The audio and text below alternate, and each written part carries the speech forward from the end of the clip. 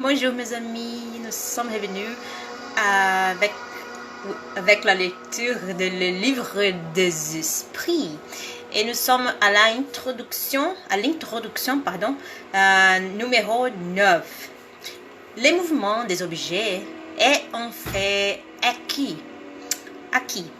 La question est de savoir si dans ces mouvements il y a ou non une manifestation intelligente. Et en cas d'affirmatif, quelle est la source de cette manifestation? Nous ne parlons pas de mouvements intelligents de certains objets, ni de communication verbale, ni même de celles qui sont écrites directement par le médium. Ce genre de manifestation évident pour ceux qui ont vu et approfondi la chose n'est point au premier aspect assez indépendant de la volonté pour asseoir la conviction d'un observateur novice. Nous ne parlerons donc que de l'écriture obtenue à l'aide d'un objet quelconque muni d'un crayon, tel que corbeille, planchette, etc. La manière dont les doigts du médium sont posés sur l'objet défie, comme nous l'avons dit, l'adresse la plus consommée de pouvoir participer en quoi que ce soit ou tracer des caractères. Mais admettons encore, par une adresse merveilleuse, ils puissent tromper l'œil le plus scrutateur. Comment expliquer la nature des réponses alors qu'elles sont en dehors de toutes les idées et de toutes les connaissances du médium?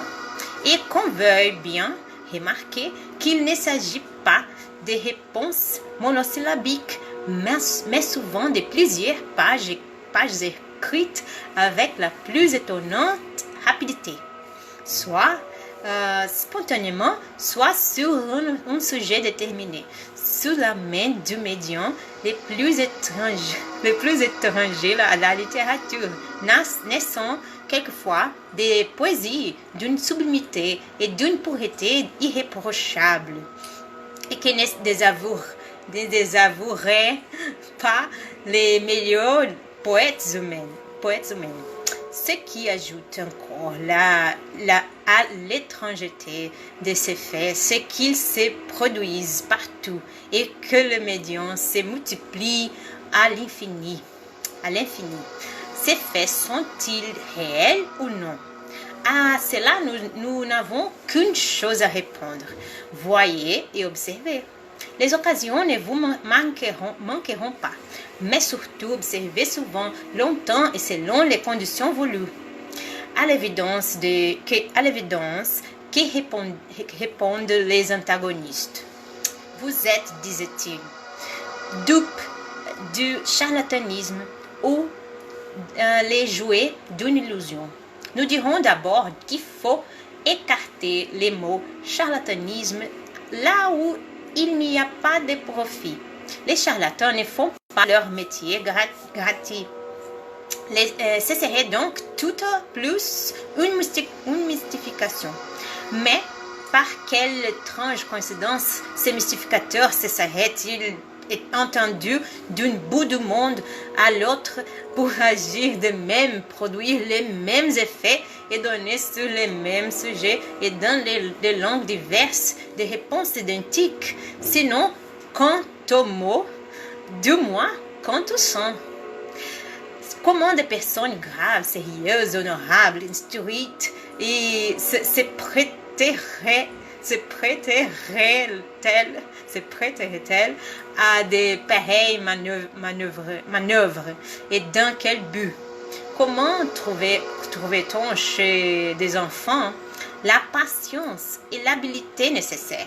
Car si les médiums ne sont pas des instruments passifs, il leur faut une habileté et des connaissances incompatibles avec un certain âge et certaines positions sociales.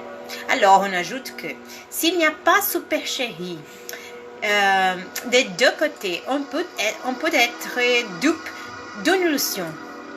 En bonne logique, la qualité des témoins est d'un certain poids.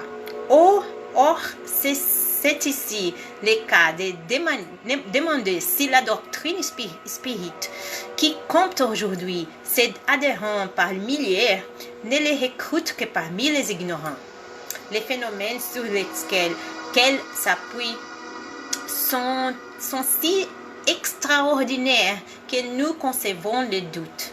Mais ce que l'on ne saurait admettre, c'est la prétention de certains incrédules au monopole du bon sens, et qui, sans respect pour les convenances ou la valeur morale de leur adversaire, taxe,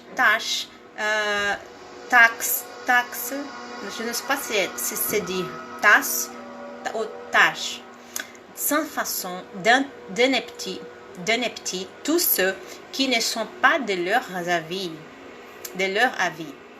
Aux yeux de toute personne judicieuse, l'opinion des gens éclairés qui ont longtemps vu, étudié et médité une chose sera toujours sinon une preuve, du moins une présomption en sa faveur, puisqu'elle a pu fixer l'attention d'hommes sérieux n'ayant ni un intérêt à propager une erreur, ni du temps à perdre à des futilités. Bon, mes amis, nous restons ici et j'espère que vous aimez cette lecture-là. Un grand bisou, à la prochaine.